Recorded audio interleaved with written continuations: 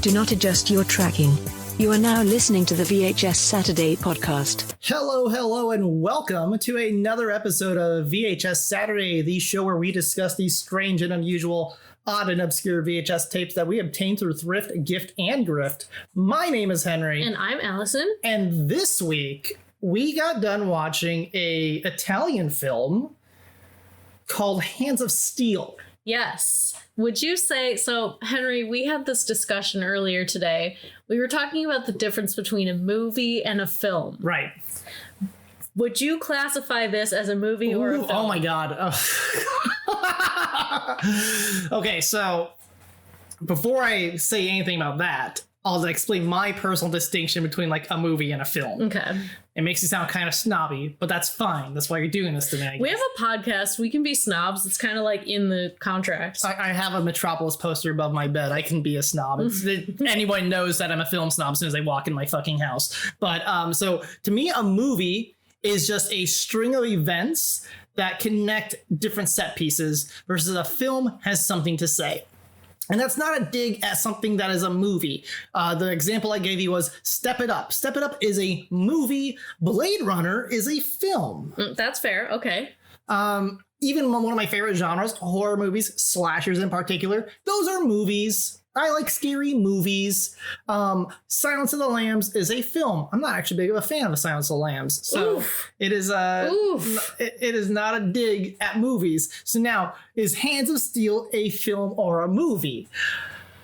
I would say, because it doesn't actually have anything to say, and it is a series of set pieces that are connected very vaguely by a plot that takes place in the far, far future of 1997. This is very much an action movie. I agree 100%. Yeah. So the thing is, let's be honest. We struggled to find something to watch this week. We had a hard time. We have lots of tapes.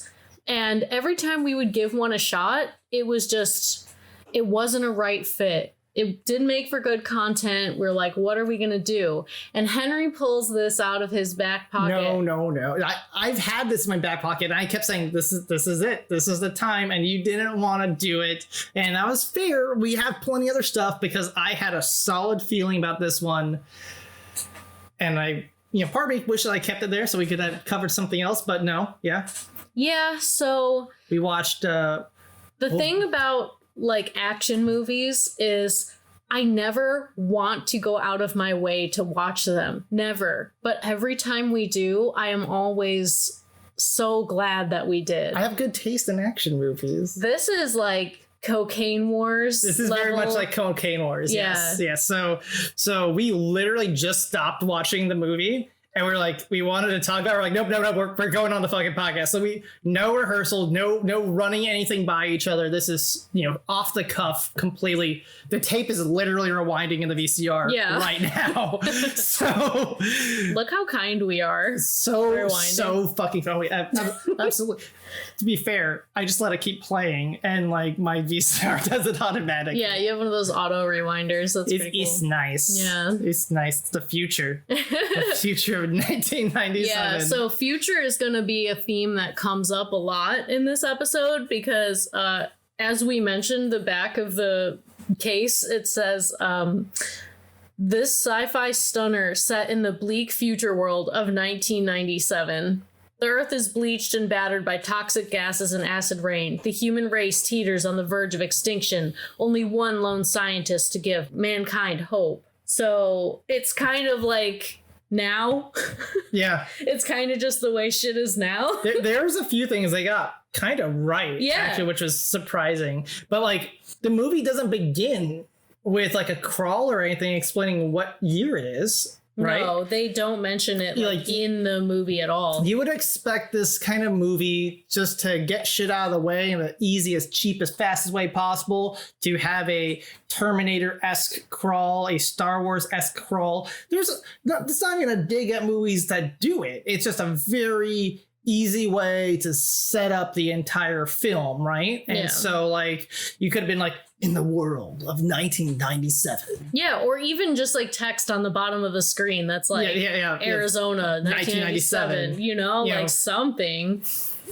Yeah, or like, you know, the war of 1992, blah, blah, blah, but then present day, 1997. Yeah. You know, anything to set up. We had no idea when this was taking place. Like, we were partway through the movie, we're like, this is in the future, right? Yeah. Is this in the future? Yeah, because you mentioned, because there's cars. There's like a car in the movie and like it's got these tubes on it. Yeah, they glued a bunch of conduit all over everything, all over the place. Yeah, and so like, look, I'm not a car person. So I was like, were cars like that in the 80s? Like, I don't know, was that a thing? I don't know. So then like Henry finally brings it up. I make a joke about it. Yeah, and I was like, oh, they put that on there. And he's like, yeah, look, they're putting it on everything. And I was like, wait a second, is this supposed to take place in the future? And he's like, yeah. And I was like, oh, fuck, because I honestly did not realize that. I picked it up very fast in the movie because they showed everything being deserty,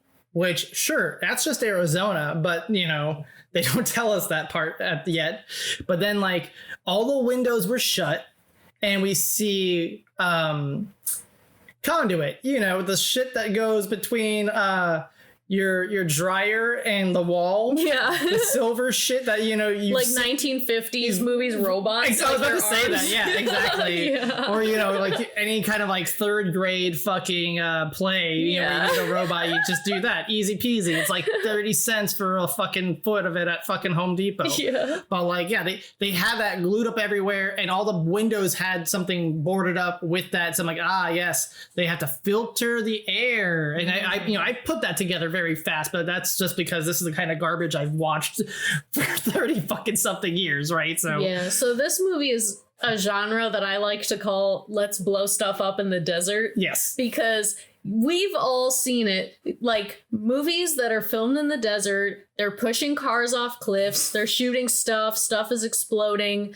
It's like, it's cheap, it's easy, it's an easy way to get a thrill. Right. This is the pre-YouTube age, the pre-CGI age. It was like, that was really a car they just pushed off the fucking cliff. Yeah. It's already fucked. You can't get anything for it. So there's like, let's throw some fucking, you know, explosives in there. Make it go boom. Mm-hmm. Easy. Yeah, we made a joke where on our Instagram page, we compiled every explosion from Cocaine Wars. Yeah. And that was really funny.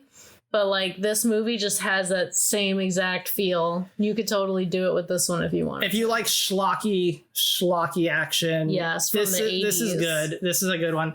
This is another movie though. Unlike Zone Troopers, what is on the cover of this movie is what we get. Yeah. And it's also another Home Video Express tape. It is another Home Video Express tape. Do they have a genre label on it? Not on this one. Okay. Not on this one.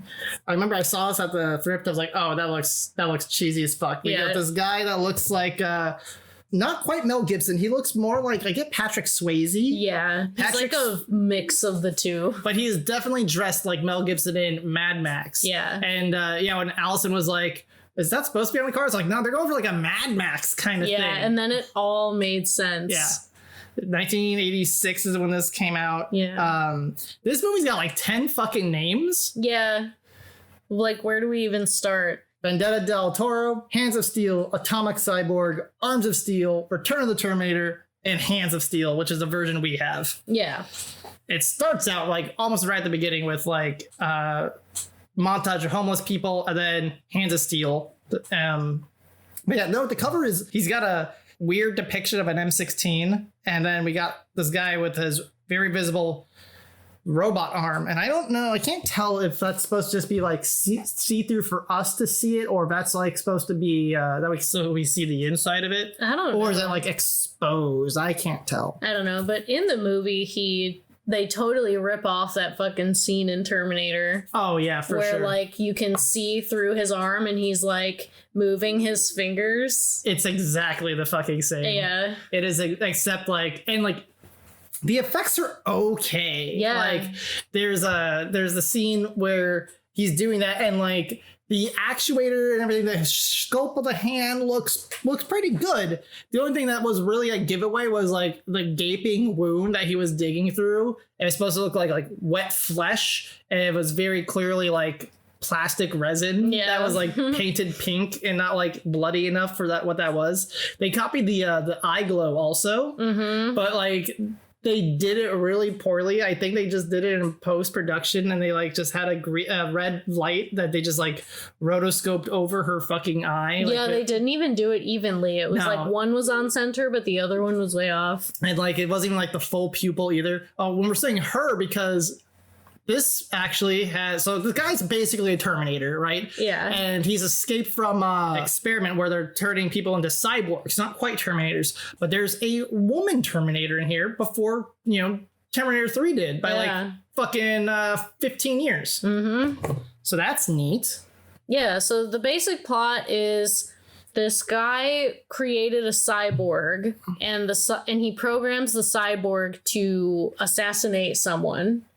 And the cyborg ends up kind of getting some of his self-awareness, like his humanness. RoboCop. They copied it from RoboCop. Yes, it's like still inside of him. And so he's not able to fully assassinate this guy. He just kind of like softens the blow so he doesn't kill him. Like he hurts him and sends him to the hospital, but like he doesn't kill him. And so then he decides to just like run away. But the people who created him, I guess, are chasing after him. So that's really the whole story. And then the FBI is also chasing after him at the same time. So like in Terminator, it's like the Terminator is chasing Sarah Connor and she's running away from him. But like in this movie, the Terminator is running away. So it's kind of little different. He gets in after that assassination attempt, he gets in the car, drives, then he drives through a forest with acid rain. Again, that's like that scene is specifically there to show us that the world is fucked right now. That's why it said there's like a big warning sign that says like acid rain, don't drive. Yeah, like the guy so I think the reason why the guy who invented the Terminator did that and sent him to assassinate the other guy was because the other guy was like some environmentalist, and then the guy who like created, I don't know their names, I'm sorry, the guy who created the Terminator is like names are said so much in passing that it's like it's so hard to keep up with them. So you're gonna get Paco and Linda, those are our main guys, right? And then we got cop guy and FBI guy, scientist man. You'll figure this out. We're gonna gloss over the plot and just talk about all the awesome stuff. For the most part. The plot is not important, but the things that happen are pretty cool. So let's this is one of those movies where they saw a bunch of other movies and they were like, put these in a blender. Yes. So all right, so obviously we got the Terminator, we got Mad Max. Over the top. Blade Runner-esque a little bit, yeah. Most with like the climate thing. Yeah. Even like I want to say the Warriors, because that one guy on the motorcycle was wearing a fucking like motocross vest. That was like a children's motocross vest too. That barely fit on him. The things that they do to try to convey that this is futuristic is so half-assed that it's like it's adorable. Yeah. Like if you didn't know they were going for like a futuristic feel, you'd be like, what the fuck is up with that? The conduits they put on the futuristic semi-trucks were really funny to me because it's just like tubing that's like flopping around on their windshields, and you already have very limited visibility in a semi-truck. Yeah. That's gotta be terrible. It would have been very dangerous to drive in. Speaking of dangerous to drive in, let's just get this out of the way right now. Oh. So when we were watching the movie, there's some decent stunt work.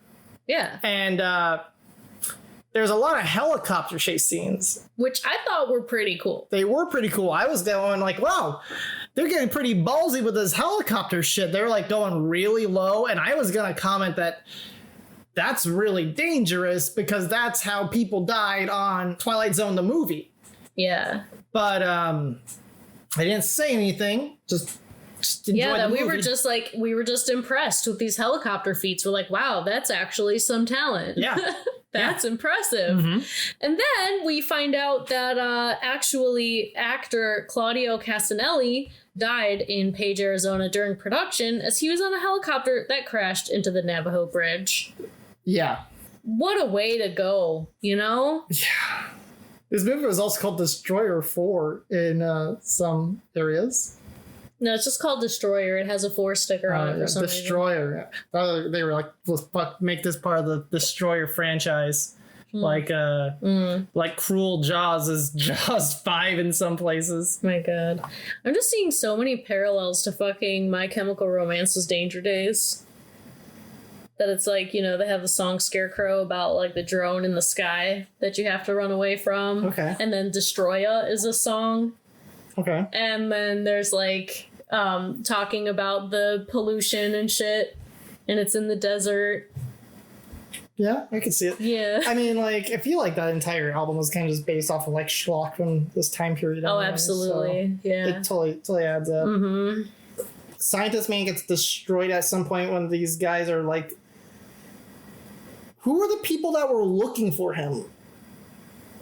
I think it was like the guy who like invented them or like programmed them. Or he asked, it was his idea, and he asked Scientist Man to program him. Scientist Man died, and he's like, "You told me the work was going to be for the betterment of man." Yeah, so and he he's got like, tricked into "No, making it's so these. I can keep my industry moving and get rid of all of the environmentalists." And he attacks this supercomputer, which was this guy's life work, and all he really did was swing a pipe at some conduit that was hanging from the ceiling. Wrapped in chicken wire. Yeah, it was literally like chicken wire or like a crab cage, like at the top of it, and then there was like some conduit going down towards some boxes, and like he just starts swinging a pipe at like the conduit. It doesn't knock it down, or they just smacks it around a bit, and it starts swinging a bit. And then he grabs like all the boxes and just starts throwing them. Doesn't like yank them out or anything. There's no sparks. He just like, We're supposed to interpret this as like, you know, destroying a supercomputer. And the guy's like, that has everything. My life's work is in there. You're supposed to just like pretend, you know, like you just pretend. I know just a second ago I was saying this movie had some decent effects. Yeah. This is not one of them. No, it kind of like, it half-asses some things, but it goes over the top for some others, and so it's kind of like you can't be mad at it. It tries sometimes. Like I said, the arm bit was a pretty good bit, and there was like the woman trainer gets her head ripped off. Yeah. And then she talks and then I could tell how they did the fucking gag, but like it was well done. That like I only know how they did it just because like, you know, I've filmed these kind of things before, but you know, had a false floor, everything else like that. Her head was decapitated, and you saw the neck bit, and it was like sparking as she talked shit, you know, as she like died. That was a well done effect. Explosion car. Yeah. So he ditches the car when he's running because it just he doesn't want to get caught. Yeah. So he goes to the junkyard and trades in the car, and this is where we get one of the first awkward cuts. Ready? What can you give me on a trade-in?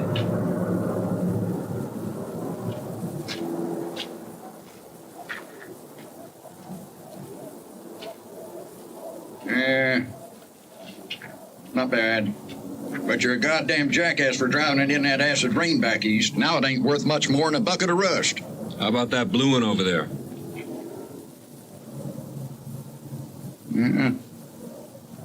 Throw in another couple $100 and it's yours. All right. He goes to like another fucking scene that immediately just has like blasting like synth music. So it's just the most awkward cut. Oh, Henry was really into the music. Of course. In this one. Yeah. Just like Cocaine Wars. Uh-huh. That a good synthy soundtrack too. Very similar to Cocaine Wars too, where it's like, all right, we're gonna make like a 30-second loop.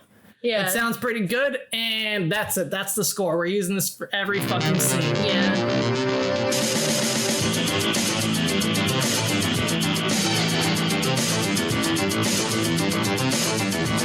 We're going to compare this to Cocaine Wars a lot because they're very, very similar. Yeah. In Cocaine Wars, the plot was much more important. Oh, yes. Like, you had to know who was who and why they were doing what they're doing for any of it to make sense. But, like, with Hands of Steel, it literally doesn't matter. It's a guy doing thing and people coming at him or coming for him. Yeah. You just need to know that, like, he's part robot. 70% robot. They're very clear. He's very strong, and people want him for reasons. Yes. And he fights them off because he doesn't want to do that. That's literally all you need to know. Then he drives this blue car. A Ford Blue, they call it. 82 Ford Blue. Ford Blue. Here, 1982 Ford Blue. 82 Blue Ford. 82 Ford Blue. Oh, okay, a blue Ford. Got it. But there's a scene when he was driving and it started acting kind of clunky, and I was gonna make fun of it. I didn't think it was on purpose, and then it was on purpose, fortunately, where they're like, oh, the car is no longer working because it was a junker that he bought. Yeah. And then that's when we get the first big explosion where he literally just like pushes it off a giant cliff. And then it explodes. It falls down the cliff, and then when it reaches the bottom, it just explodes. It just explodes. Why do they always have to explode? I mean, I know why. In the movie universe, does it make sense? No. But like in real life, behind the fourth wall, does it make sense? Yes. It's like, you just wanted to throw an explosion in there. Does it need to make sense? Like, no, I'm happy to see an explosion no matter what, so it's fine. Yes, exactly. Like, I'm very simple to please with. Like when it comes to these kind of movies, I am very simple to please, but it's very easy for it to go the opposite way and make me go, this is a fucking piece of shit. Yeah. For sure. Like, you gotta toe that line. Mm-hmm. But then he walks to a hotel. Yeah, it's kind of like this bar in the middle of nowhere that also has, like, rooms. Rooms that they usually rent by the half day. Yeah. You know what I mean? Yeah, and for, like, truckers. It's basically just for, like, truckers and prostitutes. Yeah, truckers and prostitutes. Yeah. So, yeah, he goes in there and... she figured out he doesn't have any money. She doesn't want to let him stay there because she says, you're just going to kill me. She has this hunch, and he's like, I could have done that already. And she's like, guess you're right. Touche, sir. Yeah, this is Linda. She's like the owner of the bar, and she's like the only one there. Yeah. She's the only one who works there. She does everything by herself. I love that this movie is 1997, but Linda's bar still has a Garfield poster. What did it say something about Mondays? No, it said "Have a nice day." It was just like a fucking poster of Garfield that said "Have a nice day" on the door. On the door. Yeah. I thought that was cute. Hey, Garfield's coming back. It's like, it's just so funny that they obviously just rented out this fucking bar. Yeah. They didn't do anything to like. No, they put some conduit. As soon as I said that, I was like, wait, no, never mind. I take that back. They put conduit up. All over the fucking place. Oh, and they installed a fucking chip reader. Yeah, that makes obnoxious beep, beep, beep, It's got like 5 LED lights for some reason. Like, you really just need one. Yeah, that it's this little machine that she puts the credit card into, and it makes some beeps and boops, and then she's like, all right, you're good to go. And I was like, oh my god, this movie predicted chip readers. Like, honestly, God, like, you do put the credit card in like you do with your EMV chip. Mm-hmm. It's not just, it wouldn't have been fine if they just slid the card, or if they docked it in that way horizontally, but no, you do it vertically. You do it portrait style, not landscape. Yeah. And I used to have a game, a board game, where you were given a credit card, plastic credit card, and it was a game that would talk, had this little banks. Mall Madness? Yeah, it was Mall Madness. Hell yeah, dude. Yeah. I didn't know if you had Mall Madness. Oh, I'm very familiar with Mall Madness. Mall Madness. Yes. So, but you just it's got this thing in the center. So you build up your board, which is designed like a 2-story mall, and in the dead center is your bank, and it's got a place for you to dock your card in horizontally, and inside there's actually just a little button And that's how it actually could tell that you pushed your card in there. But they could have just done that, where you're with your magnetic strip. But no, you do it EMV style 25 years before we start doing it. Mm-hmm. So. Yeah, so just ahead of its time, futuristic, predicted the future. In many ways. Unbelievable. Like, what did they call? Oh, they don't use wood anymore. Because she says something about wood. He's like, I didn't think people still used wood. Yeah, right. And that's like what the fucking people say when we buy VHS tapes. They're like, I didn't know people watch these anymore. If you aren't aware of the current price of wood, yeah, go to Home Depot and just go look how much like a single fucking like 2x4 is costing these days. Yeah, we were talking about that fucking Ben Shapiro tweet where he's trying to like support Home Depot. And he's just got like one single plank of wood to like show his support. Which is funny enough. It's like, oh wow, you did so much, Ben. But at the same time, it's like, that's an expensive board. Yeah. If you haven't gone and looked at the price of lumber lately, that's...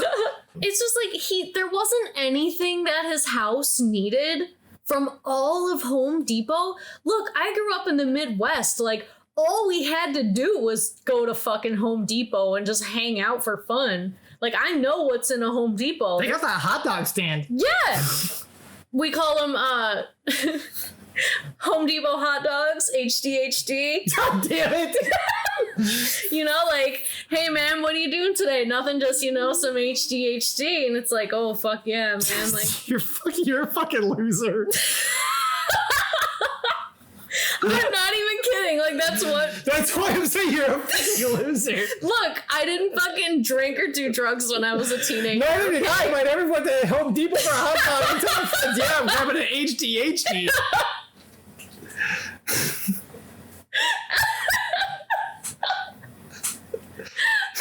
Look, don't judge my way of life, okay? I am and I will. What is it about Home Depot hot dogs that hit so different? What is it? They're made out of sawdust. Is that fucking Invader Zim episode where they're selling the candy bars door to door and they taste like sawdust. Made 90% of sawdust. Oh my god. No, I mean, like, I remember I used to go to Home Depot as a teenager because I would build props. I was doing cosplay and props before I even had conventions to go to. I was just a fucking loser that wanted to have fucking costumes and props to own. I thought that was really fucking cool. And now we're sitting next to a display case of props and costumes from movies. Mm-hmm. That's just what I do now still. Even when I don't go to conventions, I still get half that I never went to a convention. Yeah, and now you're on this thing where you're getting creepy foam heads for all of your masks. So, yeah. That's nice. He's nice. I like my stuff spooky. Yeah. But, how do we... Oh, no, yeah, the price of lumber. Yeah, it's insane. Here's me in the parking lot holding my lumber in my bag that my doctor wife took this picture of with my Android phone. He's an Android user. I'm an Android user. Fuck you. I'm not saying that as a negative thing. I'm just saying, he's an Android user. Speaking of operating systems, shout out to all our listeners that listen on Linux, because that's apparently 11% of you. Yeah, so, me and Henry, we like data. It's cool. We like to see... We're two computer scientists that do this podcast, so we look at analytics all fucking day. Who's listening to our podcast? We want to know more about you people. So we realize that 11% of you listen to us on Linux. Which is great. Like, honest to God, like I love using Linux. Like, I use Linux all day in school, so... Yeah. It's not like a joke. It's just literally nice. I didn't realize 11% of our users use Linux. Yeah, that's pretty crazy, honestly. So send us a message. Let me know what distro you're using. Yeah, so like, I don't know. We just wanted to give you guys a shout out. Like, you're out there and we see you. We see you, open source users. Yeah. I'm an open source advocate. Mm-hmm. I use an iPhone, but that's for different reasons. I have my reasons for using that. Yeah. So. We're Wolverine. He was making stuff. He was like, I didn't know people use wood anymore. Yeah. So he's like at the bar And he's like, I need a place to hide out for a few days. And so she's like, well, I could use some help around here. So I'll let you stay here if you like, you know, help me lift heavy stuff and whatever. And so he's like, yeah, sure, no problem. And then he kind of gets swept up in this.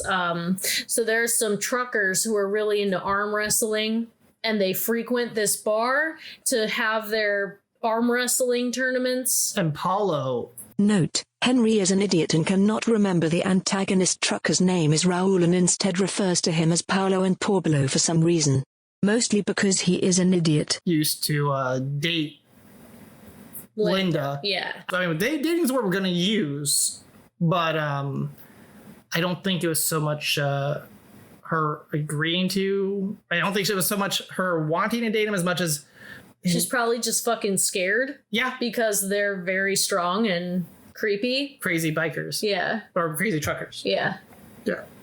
So basically, like, you know, they're having their arm wrestling tournaments, and they challenge Paco to arm wrestling. Because they start just talking shit to him because they're being all handsy with Linda, and he gets in their face like, hey, knock it the fuck off. Mm-hmm. And they literally talk shit by having her write a threatening message on toilet paper and telling him if he's not shitting his pants, maybe he should be using this to clean it up or something like that, which is like, it's both over the top, like grab the toilet paper and then have Linda write this note on it and then give them the toilet paper. It's very interesting because, like, normally you would see, like, fighting. Like, the way that a lot of, you know, these, like, seedy bar types solve these problems is by, like, fighting each other. But they just do this, like, petty shit alongside arm wrestling. And I think it's so weird. Like, they don't have guns. They don't fist fight.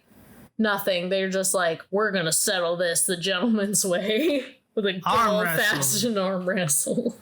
The fact this has a robot arm wrestling thing, like he's a robot, he's got hands of steel, hence the name. It reminds me of Dexter's Lab when they had that over the top parody episode, and he builds like the robot arm, and he beats the truckers. Oh my god! It just reminds me of that. Yeah. But I completely forgot about that. I used to watch Dexter's Lab all the time, but there's so much that I don't remember. I loved Dexter's Lab. I wanted to be Dexter. Like, I wanted a lab. I wanted to be that smart. Like, I thought that was, like, the coolest thing to be that fucking smart. I just wanted to give Mandark the love he deserves. I just want to be smart. That's all I want. Yeah, we're clearly on our way to Hands of Steel, like, level territory. I know. Like, this is 1997. Like, where are we at now? We've only delayed it. Mm-hmm. Yep. It's like Terminator 2. The ending didn't stop Judgment Day. It just delayed it, as we saw in Terminator 3. Yep. And I don't know where else it goes from there because it becomes a fucking mess. Yeah. Yeah, I kind of tapped out around there, too. Like, I have tried. Lord knows have I tried because I love Terminator. Yeah. That's actually still on kind of topic with this. Mm-hmm. Yeah. Kind of on topic. I could talk about Terminator 1 and 2. Oh, yeah, for sure. Forever. Oh, absolutely, 100%. Those are films. Yes. Yes. Those are films. Yes. Those had something to say. I want to watch those now. I got that VHS box set that's Terminator and Terminator 2 together. I have them both on VHS also, but I have them separate. They're not on a 2-pack. I have, I think, the original release for both of them. Nice. So I also have it on DVD and DVD again because I bought it again, and then Blu-ray. And I think I bought it again on Blu-ray when they re-released it with a higher resolution original print scan. Because I'll just do that for fucking movies. My favorite movies, I'm like, yep, I'll buy you again if you're a higher quality version of it. Yeah. I have this huge tattoo of Sarah Connor on my ribs. and I'm getting a T800 on my calf. Yeah. I've had that on my list for many a year. Yeah, but my tattoo's not finished, so like Sarah Connor's head is just kind of like Rain Man. Like it's just like floating. Oh, Rain Man. Or in The Invisible Man? Yeah. Rain Man has autism. Like, Rain Man is the him and Tom Cruise. Oh God. You know, it throws a matchsticks on the ground. How many matchsticks? Fuck no, I'm thinking of fucking Invisible Man. Yeah, the Invisible Man. Yeah. Hollow Man's also. Hollow Man. Hollow Man. That's what I'm thinking of. Think of Hollow Man. I hate Hollow Man. It kind of also looks like Dark Man. The not quite a comic book character that got turned into a movie. Right. That in the wake of like the success of Batman 1989, they're like, let's do more comic book-esque movies. I think it was Sam Raimi that did that. I think that's my favorite Batman movie. Batman 1989? Yeah. Yeah, that's good. Yeah, like I'm a really big Prince fan, so maybe I'm biased just because, you know, Prince. Yeah, that is Sam Raimi.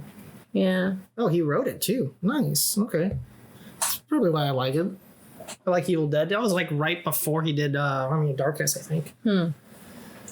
So, I didn't like his Spider-Man though. Really? I like Spider-Man 1. Yeah. Everyone says that. Like, the Sam Raimi Spider-Man movies just hit different. Yeah. They haven't been able to, like, really live up to it since. Yeah. I'm like, yeah, you know, when that era of superhero movie was, like, so good and so bad all at the same it was time. A bit of the Wild West because there was no cinematic universes. Yeah, the people just like the executives just knew it's what people wanted to see, but they didn't know like the formula yet. They bought individual rights to it. That's how we have the mess with like someone contracting Spider-Man out to Disney right now. Right. Because like Sony was like, we dibs on Spider-Man? Yeah? Okay, cool. And then Fox was like, Fantastic Four. Yeah. Can we get Fantastic Four? Cool. And Warner Brothers like, how about that Batman? Sure. Marvel DC, like, yeah, here you go. Like, whoever's asking just gets that one. Yeah. You know? Right. Like, you bought individual rights, and that's how we got this mess. Because, like, Canon had Superman for the longest time. Right. But then, I don't know where that, and, like, you just get it for a little bit of time. That's how we got the Roger Corman Fantastic Four. Right. That never came out, but I have a copy of. Yeah. Man, fucking, I just think about like all of the bad ones. Fucking, there was like Catwoman, Daredevil, Elektra, arguably the Fantastic Four with like Jessica Alba. That one I think was good enough. That's why they got a sequel to it. I don't remember it. Yeah. The X-Men ones were good, I guess. Yeah. They were okay. Here's the thing about the X-Men ones, right? So much with comic book movies do we get reboots and rehashes and alternative universes and shit, right? Like Batman 1989 up to like what, Batman Forever? That was the last one in there. And then all of a sudden we get another Batman franchise with fucking Batman Begins. Well, I would say that you had like, you had Batman 1989 and then, fucking God, what's the one after that? Returns. Yeah, Batman Returns. And Batman and Robin. But Batman and Robin, that was like a different franchise because that was like the Joel Schumacher. It's the same continuity. Is it? Right. Yeah, it is. It is up to Batman Forever. That's the same continuity, even though they changed actors. And that's what I was gonna say about the X-Men universe. I learned like last year during quarantine, I watched the first several X-Men movies because I had thought that when they were changing actors and stuff, that they were rebooting it because that just happens so fucking often in the comic book world where like so many comic book movies are like literally just one-offs. Like someone bought the rights, they made a movie and then someone else bought them for more money, right? That's happened so much in the fucking, comic book movie world that like, that's what I assumed was happening. But I learned, no, all the X-Men movies have been in continuity with each other. Yeah. A constant, even though they've changed actors so many fucking times. So yeah, that's what happened. There's like 4 Batman movies before they took a big break and then they did Batman Begins. Yeah. Which I wasn't sure when I was like, is this still in continuity? And, I know Batman Begins is in the fucking name, but they fucking throw shit on there all the time. Like, that doesn't even have to fucking make any actual sense, you know, for like a subtitle. Dude, Dark Knight is good. Dark Knight's good, yeah. It's good. It's one of those movies that, like, normally when people like hype up a movie to that degree, I'm like, it's not that good, it's overrated. But that's one of those ones that's like, I'll agree, like, yeah, that movie kicks ass. Here's why Batman The Dark Knight works. You don't have to watch Batman Begins. Yeah. Batman Begins honestly was pretty meh. I thought it was okay. Like, it was okay. It's okay. But like Batman The Dark Knight, that's a great, the opening sequence, released that online in like 2009. Yeah. And I watched that opening sequence at the first 10 minutes. I was like, well, I never gave a shit before. Yeah.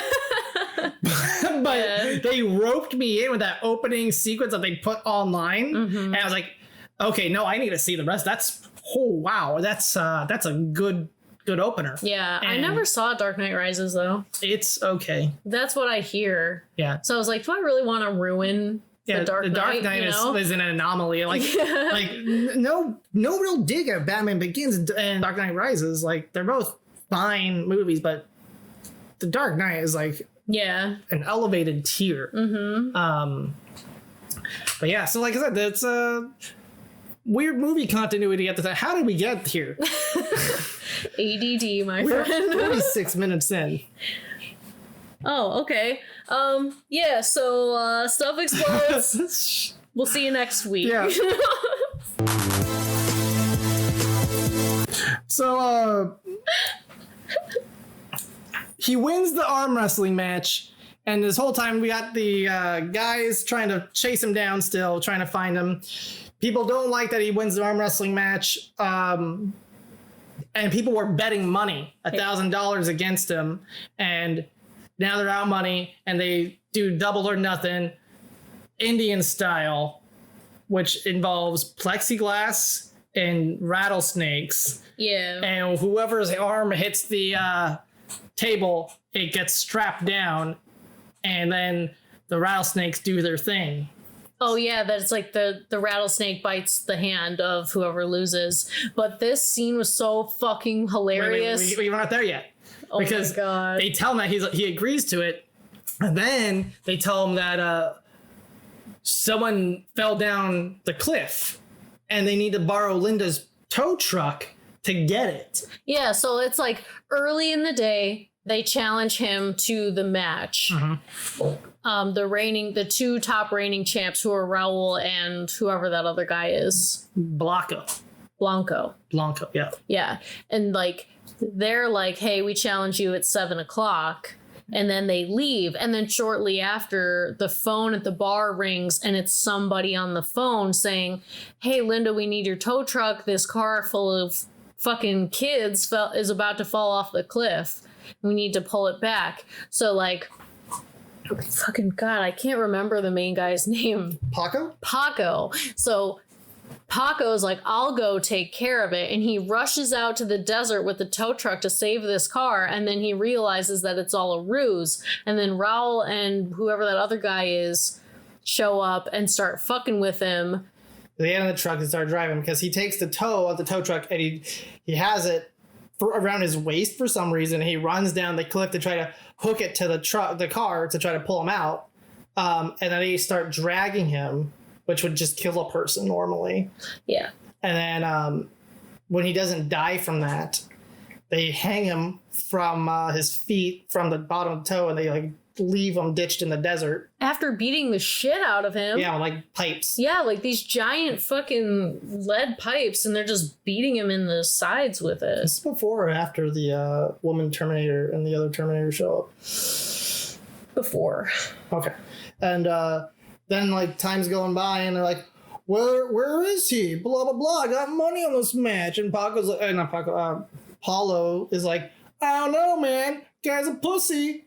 And then all of a sudden he comes in, he like freed himself, and he walked back to the, I'm assuming he walked back? I don't know. It's kind of a bitch move, because they leave him in the desert. Like, they beat him up and then they leave him there for dead, basically. I mean, I feel like they tried to murder him by dragging him, but because he's 70% robot, he like, lived through that. Yeah, and so they were like, it was like they knew that they couldn't beat him in arm wrestling, so they had to fucking cheat. Yeah. And they had to beat the shit out of him first, and then they were like, just gonna play it off at 7 o'clock, like, oh, he didn't show up, he's a bitch.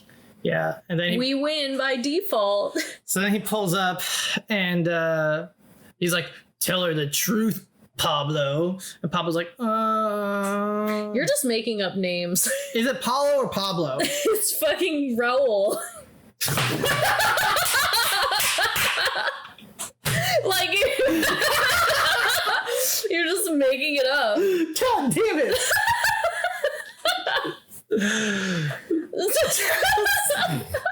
I told you. Henry is an idiot. Paco is the main guy. Blanco is the champion arm wrestler. Raul is the runner-up champion arm wrestler. Yeah. Things happen and then things explode.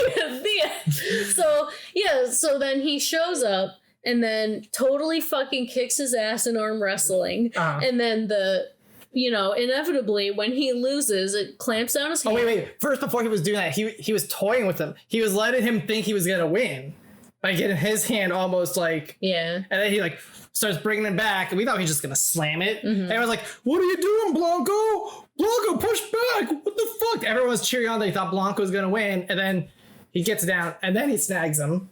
Right? Mm-hmm. Then we see the rattlesnake comes out of the box. The danger noodles. And it's pissed. It's totally ready to fucking bite. It's the head is literally in Blanco's palm. Yeah. Which is not how a rattlesnake would strike. It would just, strike. That's Yeah. So it's like slithering and literally fucking Paco karate chops its fucking head clean off. Just in the palm of his hand, which would probably have broken Blanco's hand. Yeah. Let's be fucking fair. Yeah. Because it just broke through the entire spinal column of that fucking snake. But man, that was so fucking It was hilarious. It was great. We were cackling. Yeah, I died, dude. That was awesome. Oh, man. So then they leave. Then we have motocross armor guy pull up with lady. Some blonde lady. With a saran wrap skirt. Yeah. And because future. That's how we know they're robots. Yeah. From the future, year of 1997. Yep. They ask for a room. They're like, it's $100. They're like, how about half a day? She's like, how about a room? And then they say like the rates, and she goes, how about half day? We asked for $100. He's like, okay, we won't need a half day for what we're about to do. And then they go to the room, implying they're just going to fuck. Mm-hmm. Then they say, hey, there's no water here. They call for her to come check out the room, and they're like, that's not right. And then she gets to the room, and they slam the door shut. They pull a knife to her, and they get her to call for Paco to come help. Yeah, so it's basically just like a trap. They wanted to get Paco, so they were like, we're gonna bait Linda. Use Linda as bait, yeah. Yeah, so she starts screaming, and Paco comes running in, according to plan. Shootout occurs. She gets stabbed in the leg. That's how they get her to scream, because she refused to scream, so they stab her in the leg. Shootout happens. That's how when we find out that they're Terminators, because they take a bunch of bullets to the body. That she doesn't die when she gets shot a bunch of times. They do a close-up of her hand too. Yeah. And there's a very clear shot that has the hand and with no blood. And I was like, she a robot too. Yeah. And then they explain at first we were confused. We're like, is it just bad filmmaking, or is she a robot? Yeah. I was like, either they fucked up or she's a robot. Please be a robot. Yeah, because there are some times when they're shooting guns and stuff, and they don't add any flashes or sparks or bangs. It's just literally kids playing with fake guns. shaking it up and down. They are quite literally shaking it up and down because this is like the third episode in a row we've talked about guns and the mechanics of guns and shit. But when they're shooting the M16s, the ejection port window is down, and then there's a bolt that goes back and forth. It goes back, the bullet goes up, and pushes forward, and then it shoots out the fucking barrel. That's not moving, but he's just wiggling the gun. And there's no smoke, no nothing. And then that bolt's not moving at all. Like even on like prop guns, they'll get that part moving. Exactly. So very lazy. Linda, when she shot her gun, this actress clearly has never held a gun in her entire life and got little to zero coaching when they made this, because she's like holding it all weird, like not even like properly at all, just wiggling it. She's clearly not looking down the sights. Like it's the most hilarious. It's very much like children. Yeah, it's like a child. I felt that way watching this whole movie. Like when I say it's a genre like let's go blow stuff up in the desert, that's what it is. It reminded me of just like little boys. Like if little boys had a budget to like pad out their fucking play sessions, like you would get something like this. Yes. Like 100%. As a person who grew up playing with explosives, yes. Yeah. Like that's just what would happen. Mm-hmm. You would get a bunch of your buddies together in the desert with a bunch of guns and old cars, and you would just push them off cliffs and blow them up and pretend you're shooting at each other. That's literally what we were talking about on fucking Wednesday when we went out to dinner with Paige. We were talking about DEF CON, the hacker conference. Like it's in Vegas, and like they will rent out like automatic guns at ranges and like blow up fucking cars and shit. Just because you can in Vegas. Mm-hmm. Like you can rent out automatic guns. Yep. But God bless America. So or Italy in this case. This movie's an Italian production. It was filmed in Arizona though. There was special thanks to Arizona. But like the movie is like really poorly dubbed. Yeah. It's weird because their mouths, like they look like they're speaking English, but like it's dubbed over in English. I think what it was, and these are American actors. I think what it was the audio just was not clear because they were out in the fucking desert and they were using like real locations for the most part. Like I said, that bar was clearly not a set they built. That was clearly a bar they rented out. Mm-hmm. And they probably didn't have the greatest microphones, and you have fucking wind noise in the fucking desert. So just dub it over. Yeah, because sometimes like the dubbing didn't match up. Mm-hmm. It was pretty annoying, but it's not like they were speaking another language and it was dubbed in English. It was like just dubbed over. Yeah. Yeah. We get the FBI, we get the scientist man and his buddy with some shotguns chasing after him. And these are SPOS 12 shotguns, but these are magic SPOS 12s from the future where they could just load into the barrel grenade launchers and rocket launchers. Uh-huh. They just load it in through the front of it like it's a bazooka and it shoots out. But like, I could accept that. Like, okay, fine. This is a special gun that loads in that way. But then we also see them load normal cartridges in like the normal way. I'm like, oh god damn, you couldn't choose one or the fucking other. Like, god damn. Yeah, they just did whatever they wanted. It's fine. Like, it was hilarious to me, but like, it's just like, that's wrong. But it's so wrong. It's like, that's wrong, but okay. It's so wrong, I'll give it a pass. Yeah. So they're chasing after him, and they find what is Fisher Stevens looking guy named? I'm not the right person to ask about the characters' names. One you said I was making up names for.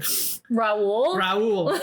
So then Scientist Man finds Raul because they went to the junkyard. They got the information on the 82 Ford Blue 1982 Ford Blue. that he bought. Yeah. They killed the junkyard owner, even though the junkyard owner was completely cooperating. I know, he was helping them, and then they're like, thanks for the information. Pow. After they explode the car, the old car. Yeah, for no reason. They find out where the old car was from like a helicopter or something, right? Because they're tracking Paco, and they're just kind of following the breadcrumbs and talking to people, and they're like, oh yeah, he was driving this car. So then they find that car at the junkyard where he had exchanged it for the blue car, and they talk to the junkyard guy, and they're like, well, what car did he take? And he's like, they took the blue. Yeah, he's like, are you guys cops or something? Yeah. And they could just said, yeah. They could, he probably would have complied with cops. He's like, what do you guys want to know? You cops? He'd be like, sure. But then said they bribe him. They offer $1,000. He's like, all right, sure. Fuck it. Yeah. Let's go to the office and I'll get the receipt. Yeah. So he gets the receipt and like, thank you. Well, first they explode the old car. He's like, what the fuck? He looks out the window and then he gets shot. Yeah. Why did you need to blow up the car? If you're gonna shoot him, he's gonna die. Why do you need to surprise him to shoot him? He already got the gun, and it's in a closed ass fucking like room. Yeah, it's like, this guy's not hurting anyone. He's not a threat. He wasn't like hiding Paco from them or anything. Like, why kill him? There was no fucking point to kill him. No point at all. Like, you want to blow up the car? I have accepted in the past that cars just explode, and like that's how the director wants it to be. I'm like, that okay. You know, I won't question that. Fine, explode the car. You don't need to explain. But like, killing a man? Okay. It's so funny when this scene ended. I was like, why did they blow up the car? And you're like, that's what's concerning you? Why did they kill the guy? Yeah, Henry's just like, but the car. I'm like, the car. No, that's not my point. It's like they didn't need to kill him, right? No. I 100% agree with you. They did not need to kill the guy. But like, I understand why they would. They're covering up their breadcrumbs, right? Like they're trying to make it seem like Paco did it? Or maybe, but also they can't be anybody that comes following them. He can't be like, oh yeah, this guy with sunglasses and this other guy came. They were looking for the guy you're looking for. No, they're gonna nuke him, kill him, take him out. I get that from what they were trying to do. So you didn't need to blow up his car, also, right? Yeah. Like, it made no sense. What is that, like, just in case he lives, he can't get away? Like, what is He had all those other cars. That car barely ran. Yeah. So, dude, I don't know. It was, yeah, they didn't need to do either of those things, like one or the other. Mm-hmm. Blow up the car, be like, we weren't here. You know? Yeah. That. Blow up the car to send a message. We weren't here. Okay, fine. Or kill him so he can't tell anyone you were there. You don't need to blow up his car, have him go, what the fuck? And then shoot him in the back. Yeah, it doesn't add up. So they just bought a gunshot and a car explosion. Fine, I think so. Yeah. So they find Raul after following these breadcrumbs, right? And they're like, will you help us take him out? And he's like, fuck yeah, I hate that guy. Mm-hmm. So they track him down. They have this infrared scanner. They're watching with infrared, they're watching the entire bar hotel. But it's computer generated in post, and so it's it looks like an Atari game. It's just pixelated. It is very blocky. People shapes. It's like they watched Predator, but they couldn't quite do the same Predator thermal vision. Yeah. And they're trying to get Linda to the hospital because she got stabbed in the leg. They got helicopters flying around trying to find Paco and Linda, and they get in a shootout. They get into a shootout, and then Sunglasses Guy shoots a rocket into the trailer they were having the shootout from, mm-hmm. but they had already torn out the floor, and they were running around outside, and they drive off, and it causes a chase, and then Oh, that's what the cool ass car chase with the fucking helicopter. Yeah. That was cool. I like that. Then Raul, they get to the bridge, and Raul with his semi truck is taking up all the lanes coming out the other side. Right? Mm-hmm. And he's so they're like playing chicken on the bridge. Right. And he's like, hold on. He turns horizontally. And Raul's semi truck plows right into the driver's side, just keeps pushing, and crashes into a giant rock. Like a giant rock in the desert. And then Linda's like really hurt. And then Paco kicks out the windshield, punches through the windshield of Raul's semi-truck, and squishes his skull. Yeah. That's how we've seen him kill a few people, like squishing their skulls. Mm-hmm. He does have hands of steel after all. This is true. They didn't lie. They call the movie Hands of Steel. You're going to see those hands do some steel work. Exactly. So then, like, Linda's okay, but they're like, what the fuck do we do now? And another semi-truck pulls up. And, they were having a shootout with, like, the helicopter. They were passing the gun back and forth. Didn't they do that in Terminator? Probably.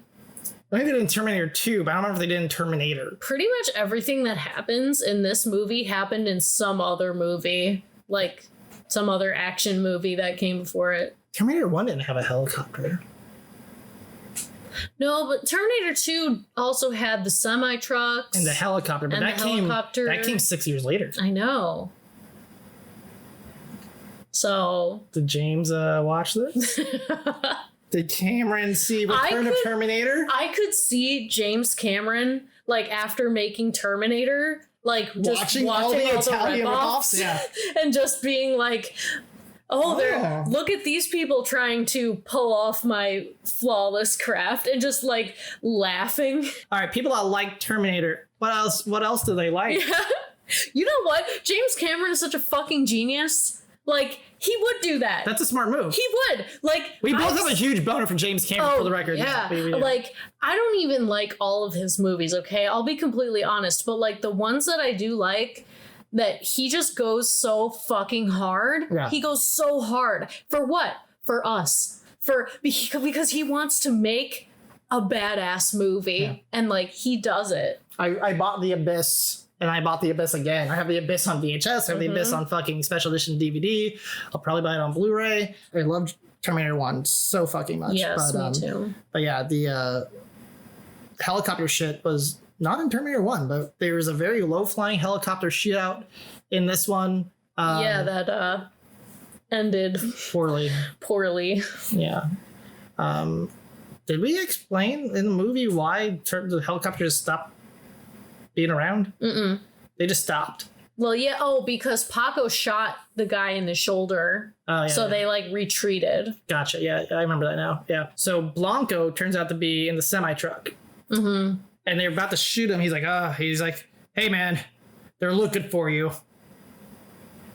I'm with you. Yeah. He's suddenly just like a good guy. Well, like, I feel like I don't think it was like a truck gang. They were just truckers that know each other from like all the things, right? And maybe he's a man of honor. He's like, we challenged each other to an arm wrestling match and you won. Or maybe he's like paying him back for not letting the rattlesnake bite him. That's what I was saying. Yeah. That's what I'm saying. You beat me fair and square, and then you killed the rattlesnake, you know. Yeah. So you got a soul. Okay, that makes sense. He's like, so he's paying him back. Because he didn't trust him at first. He's like, he's like, you could trust him, man. I'm with you. Right. And they give this like cheesy like thumbs up to each other. And then so Linda gets in there, and then there's a helicopter chase with was it the main scientist man in the helicopter? Yeah, main scientist man was in the helicopter because they switched out spots. And he had his Sposs 12 equipped with the rocket launcher, and they're following the semi-truck that Blanco's driving, which has a bunch of hay bales on the bed, on the trailer. And he takes Linda. Yeah. Blanco takes Linda to go to the hospital. Yeah. And then he knows what's going to happen. He's like, Linda, jump. He's like, no, you're going too fast. Like, Linda, it's your only chance. jump, and then like truck explodes. Blanco sacrifices life. Yeah, to save Linda. And so then they get separated. So like Paco keeps running off. And then the FBI meet up with Linda and they take her to the hospital because the sheriff came to Linda's shop before and she was hiding Paco, but like her and the sheriff have like a good reputation, good like back and forth. Like she's hiding Paco, but like there's no like bad blood between her and the sheriff, right? So the sheriff is working with the FBI, who've been trying to find out what happened here, and like they found out like after like 3D scanning the assassination from the beginning of the movie, they found out like this weapon would have only been like a hand stronger than humans. A cyborg hand, right? And right. The guy that Paco initially set out to assassinate. They're like, there's these scientists like analyzing the wound, to try to figure out like what caused it, and they realize that it can only be a hand. Okay. Yeah. Yes, I remember now. It was a scientist lady and then Danny Glover, but not. Yeah. And so I'm sure she convinces the FBI, like, he's a good guy. He's a robot that was programmed, but he's not bad. And so they take her to the hospital. So now the FBI, they're trying to find Paco, but they're not going to kill him. They know he's innocent. But bad scientist man has all these, like, riot troopers with like motorcycle helmets. They're all wearing black, so that's how we know they're bad. Yeah, and they're wearing motorcycle helmets, like they were like because future. They were flying the helicopter, and I was like, "That's not a helicopter helmet. That's a motorcycle helmet." And then they all are wearing motorcycle helmets, and they're all carrying SPOS 12s, and like everybody is. It's like you either have M16s or SPOS 12s. There's a handful of other guns, but like.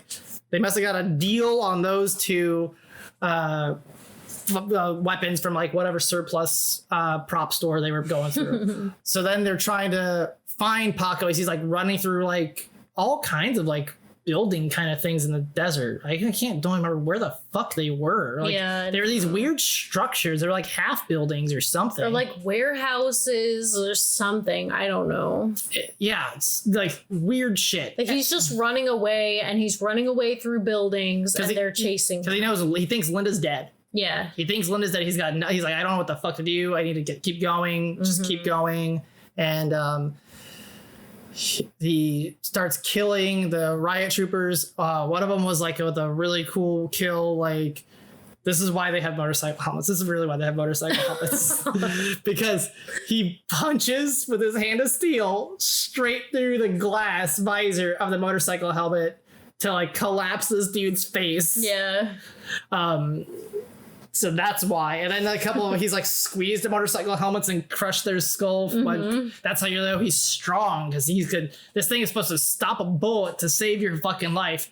He can just crush like it's an egg. No big deal. Yeah. So then the police are finally like outside the building that Paco is in, and they're like outside with the megaphone, like, we know you're in there, like come out. Donald Glover's like, we know you're okay. We know you're fine. Come out with your hands up. You know, we won't hurt you. And then Paco comes out Rambo style shooting him, and they're shooting at him. He's like, cease fire. And they're like, problem is he won't cease his fire, sir. Which, to be fair, perfectly valid. Perfectly valid. They're being shot at. Yeah. So then like Linda shows up. And she starts calling for the Paco, and he thinks it's a trap. So then Linda runs off after him. Yeah, she goes inside, even though they're like, don't go in there, he'll shoot you. And she's like, nah, he won't hurt me. And then the shock troopers like, get the laser. And oh my god, the laser. The laser looks like an oversized M16 made out of camera equipment. It's great. It's got a bazooka style like shoulder mount, but it's obviously pulled off a VHS camcorder. And it's got like the fucking... It's got a camera flash. Camera flash on it. Well, first I was like, that's a camera flash. And we had a better shot of it. Like, that's a fucking camera flash. Yeah. It is a bunch of camera equipment and LEDs strapped to this thing that is vaguely shaped like an oversized M16. And he kills that shock trooper that has that, and he just leaves the laser for some fucking reason. Paco was an idiot and like just not picking up the guns. Yeah. He was just karate chopping everybody. And he just needs his hands. He doesn't need guns. There was a bar fight earlier. After the arm wrestling match, there was a bar fight with the truckers. After the karate chop with the snake, all the other truckers ganged up on Paco. Oh, okay. And he karate chopped everybody, but not Blanco. I think he like let Blanco go, and I think that's might be also why Blanco was like, "Thanks, man, for not killing you back there with everybody else." Anyway, so then Scientist Man shows up. Yeah, it's like the final standoff. And he's like, "So why don't you take the laser gun, Scientist Man? It's right there." Yeah, I know you want to kill me. Just do it. Just do it. Come on and kill me. Mm-hmm. They really watched Predator. I'm fucking sure. Yep. So Scientist Man starts giving like "No, Paco, I'm not going to kill you. I know what's going on. You're just misunderstood." Tries to, play into this whole... He's like, "Oh, I just want you to be safe." And it's like, then why have you been sending people after him to kill him this entire movie? Right, exactly. Okay. And then the Scientist Man grabs the laser, takes a couple shots at him, and then he shoots... Does he shoot Scientist Man?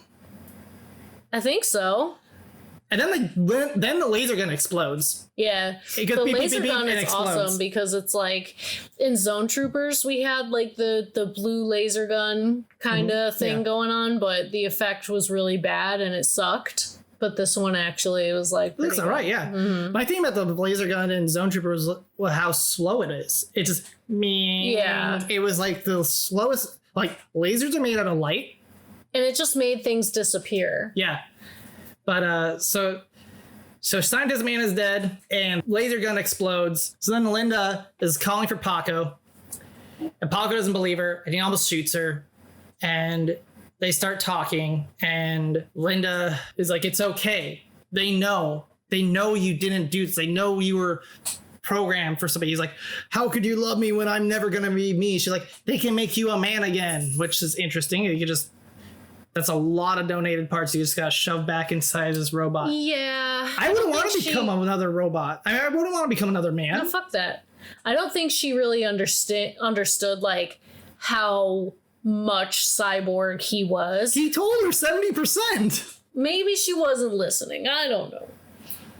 Anyway, maybe she was just trying to like calm him down. Yeah. Be like, "You're still a man." This is what she says. "You're still a man, even though you're 70% robot." Mm-hmm. They said they replaced 70% of your parts, but what they didn't replace was something they couldn't.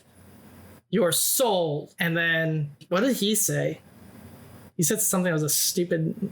Dude, I don't know, but it's He like said the last line in the movie. He said something about his soul they embrace. Look at this, Linda. Oh, God. You see? Maybe Paco Quirak never even existed. And then freeze frame, we get text on screen, and it says, "It was a day in our near future. The era of the cyborg had begun." Credits. Literally worst ending We ever. started cackling. I was like, are you fucking serious? Like, you couldn't have let the movie go for 2 more minutes to give us a resolution? Have him walk out with Linda, put his hands in the air. Or something. Like, literally 2 fucking extra minutes of movie. Just them walking back out with no gun. He has his hands in the air, and like the cops put their weapons down, and we see not Mr. Glover speaking with him with Scientist Lady, and just talk to the FBI, have the cops go their way, and we understand at that point, okay, Paco is being relieved of these things that happened to him, and it's not his fault, and but no. It just, and then what is that even supposed to mean? The era of the cyborg had begun?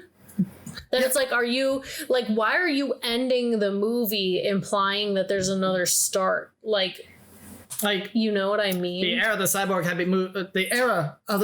had begun. Yes, at the beginning of the movie, we had 3 cyborgs. Yeah, that I was gonna say, like, wouldn't this ending, if anything, kind of signify, like, the end of the cyborg era, or like a shift in the cyborg era? Because apparently, like, cyborgs weren't like a big thing. He was one of few. Yeah. And it was kind of like an experiment, and this was them like realizing the results of their experiment. I mean, that's what they mean. Like, the cyborg era has now begun because I was a successful experiment of sorts. I guess. I mean, I just feel like there's a million better ways that could have ended. The cyborg era began as soon as Scientist Man finished. Yeah, because remember earlier in the review when you said they should have opened it with some kind of like text crawl or something. They end it with text when it would have made so much more sense to put at the beginning. This line of text specifically would be a much better beginning. Yes. Like it's verbatim. Yeah. Like, you could just take this frame and stick it at the beginning of the movie. There was a day in our near future, 1987. The era of the cyborg had begun. It would have set things up at least a little bit, because I didn't even fully understand that he was a cyborg until like part way through. Yeah, 100%. I didn't know that it was in the future until part way through. And it's like, why didn't you just establish this to begin with? I pieced together that it was from the future, but like I did not piece together that he was a cyborg until like they're doing some other kind of talks. Like it was a few minutes in the movie, but it had been some time. Like the opening act was done. Is he just really strong and robotic? Because like, let's be honest, a lot of like 80s action stars were like that. Yeah, that's 100% valid. Yeah, and so I was like, oh, is this just another one like that? But no, he was like a actual like robot. Yeah. it's that ending text should have just been at the beginning of the movie. Yeah, I wonder if they showed the people and they're like, so is he a robot?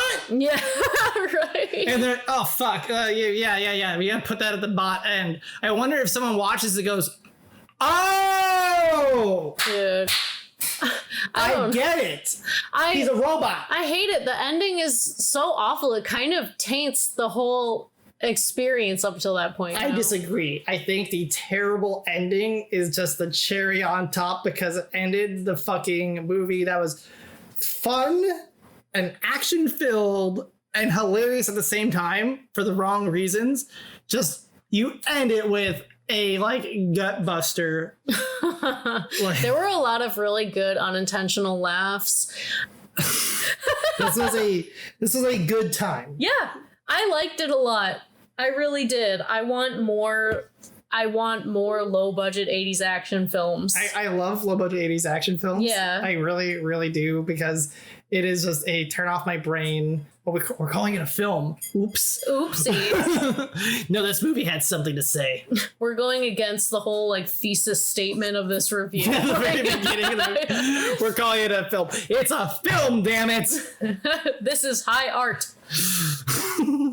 It's definitely like, I got vibes from this. Like, I'm thinking about like Neil Breen movies, like Birdemic, this kind of like, I don't know. I love it. It really toes that line between like being good and just making you laugh at shit that's stupid and ridiculous. What if Terminator, but instead of going back in time, it's Mad Max? Yeah. And what else? What other movies? I'm going Terminator, Mad Max. Yeah. What else we got? Over the top. Oh yeah. What if Terminator, but Predator? Yeah. Yeah. A little bit. Just a little bit. There's I feel like there's some chunks where they're like we could take this. Yes. The thermal vision. Yeah. They're like, come on. It borrows from every other movie like it. I think it's great. If you've ever watched the Terminator or Predator and said, you know, this is nice, but I gotta pay attention because there's time travel or there's space travel. I just wanna... This is it. Yeah. This is it. Yep. This. I just want to see shit blow up. I don't want to pay attention to who's who or what's going on. Like, you know, it's great. It's wonderful. If you like Cocaine Wars, you will absolutely love Hands of Steel. I said it in the Cocaine Wars review. Things happen and stuff explodes. And in Hands of Steel, things happen and stuff explodes. Yes. And you can't go wrong with that. And if you're the type that likes that movie, like, you know who you are. Like, you know if that's what you like. So if you are one of those people, check this out for sure. Is this streaming anywhere right now? It is on Vimeo. It is on... The entire movie is on YouTube. Prime Video, apparently. It is apparently streaming on Amazon Video on some places, but not the United States. So yeah, apparently you can find it streaming online if you just do a search. So if you would like to watch this movie, I definitely recommend it. Check it out. The soundtrack is available on Bandcamp. Oh, perfect. Oh. They did a vinyl release? Oh my god. Amazing. They did a vinyl release with like a poster, like a whole special edition thing. €100. They have one left. Oh, and for like the special edition. Damn. For the steel box. It comes in a steel box. Wow. They did it. Oh Amazing. my god. I love that. Holy shit. But then they also have just like the normal vinyl for 20 euros. That's sick. I would like that. Yeah. It's definitely something you would have. That's fun. Yeah. That is super fun. I'm bookmarking that. All right. So yeah, check it out. It's available for streaming for free. It's a good time. It's also got a Blu-ray release. I think that just about does it for this episode, though. Yeah. Be sure to follow us on Facebook, Instagram, and Twitter. Subscribe on YouTube, Spotify, Apple Podcasts, wherever you listen to podcasts. Visit our website, VHSaturday.com. Join our mailing list for all updates of VH Saturday. We still have plenty of stickers available. They are $5 each. If you want to get one, go ahead and send us a DM on any of our socials. Yeah, thanks so much for listening, and we will see you next week. But until then, remember... Be kind, rewind.